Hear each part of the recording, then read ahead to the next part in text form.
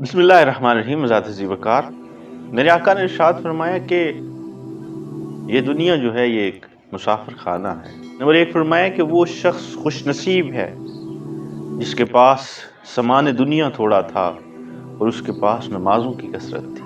فرمایا دوسرے مقام پر کہ وہ خوش نصیب ہے شخص جس کو کم لوگ جانتے ہیں، یعنی اس کی طرف دیکھ کر انگلی کرنے والے کم ہیں کہ یہ فلاں شخص ہے۔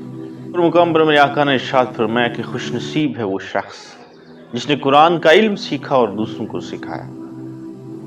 اور پھر فرمایا ایک اور مقام پر میرے آقا نے صلی اللہ علیہ وآلہ وسلم نے، وہ شخص بھی خوش نصیب ہے کہ جس کو اللہ نے مال دیا اور وہ مال اللہ کی راہ میں خرچ کرتا ہے۔ ذات ذی وقار، یہ دنیا ایک عارضی ٹھکانہ ہے۔ میرے آقا نے ارشاد فرمایا جو اللہ کے دیے ہوئے تھوڑے پہ راضی ہوا، جو اللہ کے دیے ہوئے تھوڑے پہ راضی ہو، روز قیامت اللہ تعالیٰ اس کے تھوڑے عمل سے راضی ہو جائے گا۔